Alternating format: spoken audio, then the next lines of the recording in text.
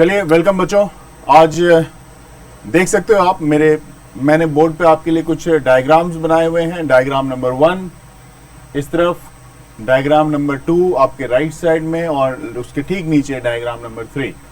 मैं सिर्फ ये पूछूंगा आपसे कि आप डायग्राम देखने के बाद क्या आप इसके आंसर बता सकते हो। आपको अगर सर थोड़ा सा समय दो, सॉल्व कर लेते हैं, यही कहोगे। और यहाँ पे ये भी मैं बता दूं कि ये भी जो रेजिस्टेंस है जिसमें मैंने लिखा नहीं है, ये अब मैं यहाँ पे आपको मेंशन कर रहा हूँ, ये भी सारे ओम जो रेजिस्टेंस है उसकी वैल्यू है 4 ओम की। तो मैं कोई समय नहीं दे रहा आपको, आपसे सिर्फ आंसर पूछ रहा हूँ। तो चलो आप आंसर कैसे बताओगे इसके लिए भी बात कर लेते हैं। टाइम लेंगे नहीं और टाइम देना भी नहीं किसी को इसके लिए। तो ये देखो आप, सबसे पहले ये समझना जरूरी है कि ये क्या जो 3 डायग्राम मैंने बनाए हैं, क्या ये तीनों डायग्राम में सिमिलरिटी है। तो मैं ये कहूँगा कि तीनों डायग्राम एक ही हैं। क्या कह रहा हूँ मैं, तीनों डायग्राम एक ही हैं, तीनों क्वेश्चन एक ही है, सेम क्वेश्चन है, बुक में भी अलग अलग दे रखा है यार, उसको देख लो एक बार। तीनों डायग्राम सेम है और तीनों डायग्राम के आंसर्स भी सेम होंगे। क्या आंसर होंगे वो तो मैं बता ही रहा हूँ, लेकिन इससे पहले यहाँ पे इस 3 डायग्राम की बात कर लें। तो यहाँ पे देखो, अगर आपके पास व्हीटस्टोन ब्रिज की बात आपको पता होगी, व्हीटस्टोन ब्रिज में आप क्या स्टडी करते थे, आप कहते थे P by Q equal to R by S, P by Q equal to R upon S. अगर ऐसा हुआ तो यहाँ पे देखो, ये आपका P है, ये P है, ये Q है, ठीक है, ये R है और ये वाला जो है ये S है। तो P by Q R by S अगर आप करोगे तो रेशियो क्या आएगा, सेम आएगा, 1:1 का आएगा। मतलब 4 ohm upon 4 ohm equal to 4 ohm upon 4 ohm. तो ये कैंसिल होगा और आपकी वैल्यू 1 आ जाएगी। अगर रेशियो सेम होता है, रेशियो सेम होता है तो आपके ये बेसिक सा कॉन्सेप्ट है, आपको ये समझना होगा कि रेशियो सेम होता है तो आप क्या करते हो कि बीच में जो रेजिस्टेंस है ये वाली ना, इसको हटा दो मेरे भाई, इसकी जरूरत ही नहीं है, ये आपको धोखा दे रहा है ये, तो इसको हटाओ। और ये देखो, अब मैं हटा रहा हूँ अपने हाथों से इसको, इस वाले रेजिस्टेंस को मैं कर रहा हूँ, ये मुझे नहीं चाहिए, तो मुझे नहीं चाहिए ये रेजिस्टेंस, तो मैं हटा देता हूँ। अब आपके पास डायग्राम देखने में कैसा लग रहा है, तो आप कहोगे अब क्लियर दिख रहा है डायग्राम। और यहाँ पे मैं ज्वाइन कर रहा हूँ वायर को, ये देखो, अब ये बिल्कुल सिंप्लीफाइड फॉर्म में ये डायग्राम आ गया। अब ये जो है ये 4 ओम और ये 4 ओम, ये दोनों सीरीज में है, तो कितना हो गया 8 ओम। 8 ओम मतलब इसको आप इधर भी 8 ओम और नीचे भी 4 ओम और 4 ओम 8 ओम। तो 8 ओम और 8 ओम दोनों पैरेलल में आ जाएंगे, दोनों क्या होगा, पैरेलल में आएगा। तो पैरेलल में आएगा तो आप उसको क्या करोगे, 1/8 प्लस 1/8 2/8, मतलब 2/8 मतलब 1/4, 1/4 इक्विवेलेंट रेजिस्टेंस क्या 4। अरे तो इसका आंसर कितना हो गया 4। कुछ सॉल्व ही नहीं किया, मैंने तो हाथ ही नहीं उठाया चलाने के लिए और ये क्वेश्चन भी सॉल्व हो गया। चलो इसको अब मैं इसका एक इक्विवेलेंट डायग्राम भी आपको बना के दिखाता हूँ, उसके बाद इस क्वेश्चन नंबर 3 और ये क्वेश्चन नंबर 1 पे आ जाएंगे। तो चलिए ठीक है, अभी मैंने बोला यहाँ पे कि ऊपर में जो ए प्राइमरी से कनेक्टेड है, अगर ऊपर की तरफ ये 4 रेजिस्टेंस है और इस तरफ भी आपका 4 रेजिस्टेंस है, तो इसको आप क्या करो, इसको क्लीन करता हूँ मैं, और क्लीन करके डायग्राम में थोड़ा सा चेंजेस लाता हूं। सिंप्लीफाइड फॉर्म में डायग्राम को लाते हैं, क्या कर रहे हैं, सिंप्लीफाइड फॉर्म में ला रहे हैं। तो इतना तो आप भी कर लोगे इस तरह से, ये 4 ओम, अगला भी ये 4 ओम, नीचे में ये 4 ओम, ठीक है, देखते रहेंगे, और ये वाला भी नीचे में 4 ओम। और आपको यहाँ पे मैंने क्या बोला था, मैंने बोला था ये जो पॉइंट्स है ना, ये वाला, ये ए है और ये क्या है, ये बी है, और रेजिस्टेंस सब कितने हैं 4 ओम का। तो इसके इक्विवेलेंट, ये 4 ओम हो गया, तो इसके इक्विवेलेंट ये कितना हो गया 8 ओम। तो ऊपर का जो सर्किट बना आपका, ऊपर की सर्किट का वैल्यू हो गया 8, सीरीज में है, नीचे वाला भी हो गया सीरीज में है तो 8, तो नीचे वाला भी 8 ओम। जो बताया था उसी को मैं सिर्फ सॉल्व कर रहा हूं, 8 ओम। अब ये दोनों पैरेलल में दिख रहे हैं, तो 1/8 प्लस 1/8, पैरेलल के लिए फॉर्मूला क्या लगाते हो, 1/8 plus 1/8 equal to 1/r parallel. बस तो ये हो गया आपका 2/8 जो कि 1/4।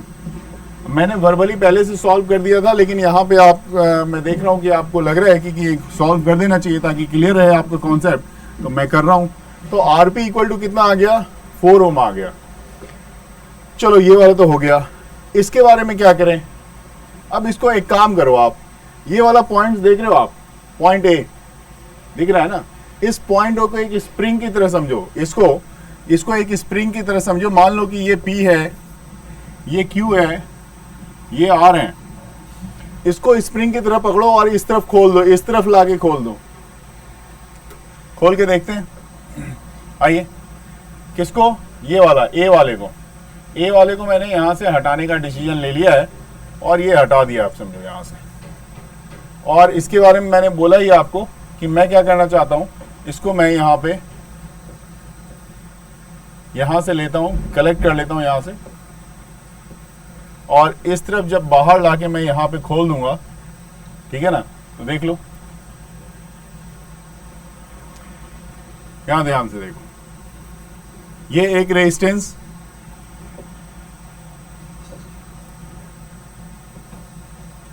इस जगह पे आप ले लो, और एक रेजिस्टेंस आप इस जगह पे ले लो,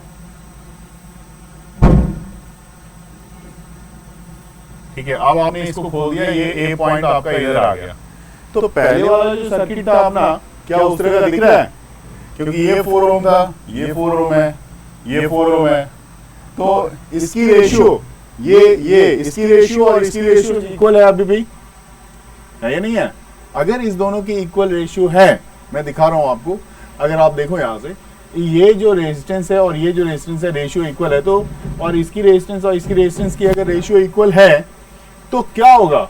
तो आप ये कहो ना कि इसमें इसको रेजिस्टेंस आपने रखा क्यों है, इसको हटा दो, क्योंकि ये क्या है, ये तो वही है ना कि मुझे यहां पे इसकी जरूरत नहीं है, तो लो हटा दिया, क्लीन कर दिया, डायग्राम बिल्कुल फ्रेश है।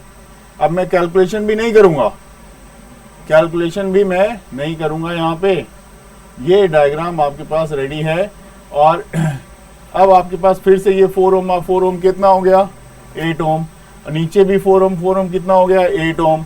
तो आपके बोलोगे कि क्या, कि ये पैरेलल में इसी तरह से बन गया, और पैरेलल में अगर ये इस तरह से बन रहा है तो इसका इक्विवेलेंट रेजिस्टेंस निकाल लो ना आप, फिर से आपके पास क्या रिजल्ट आएगा, सेम 4 का।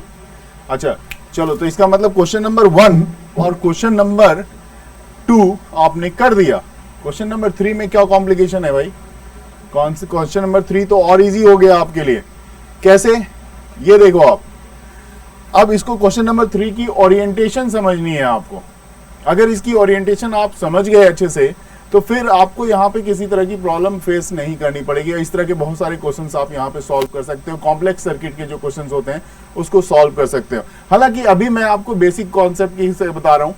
इसमें एक क्वेश्चन ऐसा भी होता है जिसमें डेल्टा और स्टार मेथड लगता है। किसमें लगता है डेल्टा स्टार मेथड? अगर आपको आइडिया है तो आप मुझे इसी पे जो हमारा चैनल है उस पे आप मुझे अपने कमेंट्स में लिख के भेजोगे कि डेल्टा और स्टार मेथड किस में लगता है। तो मैं ऑब्वियस सी बात है कि यहाँ पे रेशियो इक्वल हो रहे हैं, तो आप बोलोगे कि इस पे तो नहीं लगेगा, तो नेचुरल सी बात है अनइक्वल वाले पे लगेगा।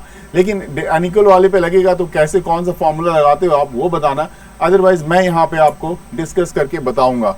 मुझे लगता है कि बहुत सारे बच्चों को पहले से ही डेल्टा स्टार मेथड आता भी है। चलिए, इसको मैं यहाँ पे हटा रहा हूँ, और अब मैं कैलकुलेशन को नहीं हटा रहा, मैं पहले बता रहा हूँ, कैलकुलेशन को मैं नहीं हटा रहा क्योंकि कैलकुलेशन फिर वही होने वाली है। आप कहोगे कैसे, तो देख लेते हैं। देखो यहाँ पे मैं क्या कर रहा हूँ, यहाँ पे मैं अलग अलग पॉइंट्स को मेंशन कर दे रहा हूँ। जैसे ये ए है, यहाँ पे बी लिख देता हूँ, इस जगह पे मैं सी लिख देता हूँ, बी तो है ही ऑलरेडी, तो इसको ऐसा कर दो, इसको पी बना देता हूँ मैं। ये पी बना दिया, इसको क्यू बना दिया, इसको आर बना दिया, इसको एस बना दिया, ऐसा बना दो। अब देखो सर्किट का ओरिएंटेशन क्या होगा उसकी बात कर लेते हैं। जब आप ए से बी पे जा रहे हो, तो जाओ आप ए से बी पे, ऐसा, ये ए था, ये बी था, ठीक। बी, ये पी पॉइंट है, सॉरी मैं बार बार बी बोल रहा हूँ, ये पी पॉइंट है आपका, ये पी पॉइंट है ना। पी पॉइंट से आपके पास दो रेजिस्टेंस जा रहे हैं, एक ऊपर की तरफ जा रहा है और एक इस तरफ जा रहा है, एक रेजिस्टेंस इधर और एक रेजिस्टेंस ऊपर की तरफ। तो एक रेजिस्टेंस ऊपर की तरफ ऐसा ले लो और एक रेजिस्टेंस नीचे की तरफ ऐसा ले लो। नीचे जो रेजिस्टेंस गया हुआ है ये कहां पे मिल रहा है, आर पे मिल रहा है, तो इसको आर लिख लो, ये आर। ऊपर से जो रेजिस्टेंस गया हुआ है इधर देख लो, ये 4 ओम वाला, ये कहां पे ज्वाइन हो रहा है, क्यू पॉइंट पे, तो इसको क्यू लिख लो। क्यू और आर के बीच में आप क्या देख रहे हो, एक रेजिस्टेंस 4 ओम का कनेक्टेड है, यहां पे देखो ध्यान से, तो आप कनेक्ट कर दो ना, कनेक्ट कर दिया। अच्छा अब आगे बढ़ते हैं। आर से एक रेजिस्टेंस 4 ओम का एस तक गया हुआ है, आर से एक रेजिस्टेंस कनेक्ट करके एस तक गया हुआ है, ये एस है, और एस से बी आगे की तरफ, एस से बी ये आगे की तरफ। एस और क्यू के बीच भी एक रेजिस्टेंस है, एस और क्यू के बीच भी एक रेजिस्टेंस। जिनको भी ये इस तरह का सर्किट डायग्राम समझ में नहीं आता होगा, इस वीडियो को देखने के बाद ये गारंटी है कि आप इस तरह के क्वेश्चंस में एक्सपर्ट हो जाओगे। तो मेरे साथ हमारे कलीग भी हैं, तो वो देख रहे हैं और वो भी कह रहे हैं कि हाँ एक्सपर्ट जरूर हो जाएंगे बच्चे। तो देखते हैं। अब देखो सारा रेजिस्टेंस क्या था हमारा, सारा रेजिस्टेंस 4 ओम का था, ये भी 4 ओम, ये भी 4 ओम, ये भी 4 ओम। तो अभी मैंने बोला था कि ये जब इक्वल रेजिस्टेंस हो तो P by Q R by S,